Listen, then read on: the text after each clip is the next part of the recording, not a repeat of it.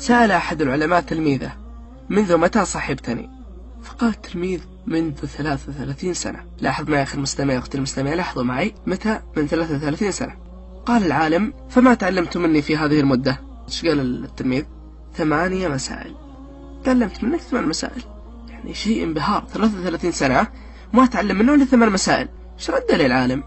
إنا لله وإنا إليه راجعون. ذهب عمري معك ولم تتعلم إلا 8 مسائل؟ شيء تعجب، استغرب. ايش قال له؟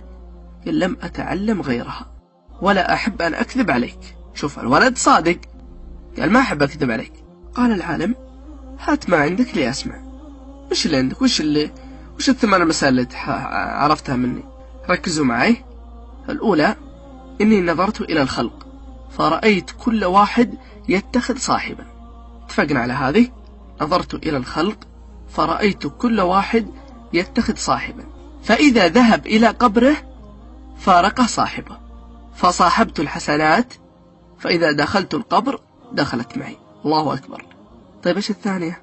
إني نظرت في قول الله تعالى: وأما من خاف مقام ربه ونهى النفس عن الهوى فإن الجنة هي المأوى. فأجهدت نفسي في دفع الهوى حتى استقرت على طاعة الله. ثالثة: إني نظرت إلى الخلق فإني رأيت أن كل من معه شيء له قيمة حافظ حتى لا يضيع. ثم نظرت إلى قول الله تعالى: ما عندكم ينفد وما عند الله باق. فكلما وقع في يدي شيء له قيمة وجهته لله ليحفظه عنده. الرابعة: إني نظرت إلى الخلق فرأيت كلا يتباهى بماله أو بحسبه أو بنسبه.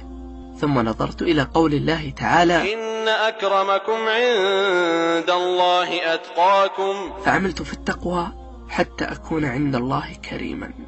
الخامسة يا تلميذ: إني نظرت إلى الخلق وهم يتحاسدون. اسمعوا يا من تحاسدون على نعيم الدنيا.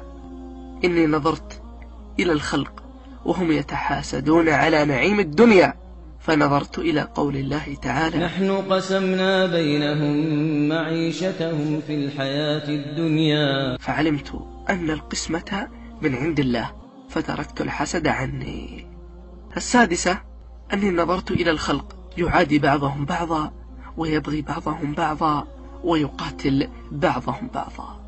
ونظرت إلى قول الله تعالى: إن الشيطان لكم عدو فاتخذوه عدوا. فتركت عداوة الخلق وتفرغت لعداوة الشيطان وحده. السابعة: إني نظرت إلى الخلق فرأيت كل واحد منهم يكابر نفسه ويذلها في طلب الرزق حتى أنه يدخل فيما لا يحل له. فنظرت إلى قول الله عز وجل: وما من دابة في الأرض إلا على الله رزقها. فعلمت أني واحد من هذه الدواب، فاشتغلت بمال الله علي وتركت مالي عنده. الثامنة والأخيرة: أني نظرت إلى الخلق فرأيت كل مخلوق منهم متوكلا على مخلوق مثله، هذا على ماله وهذا على ضيعته وهذا على مركزه.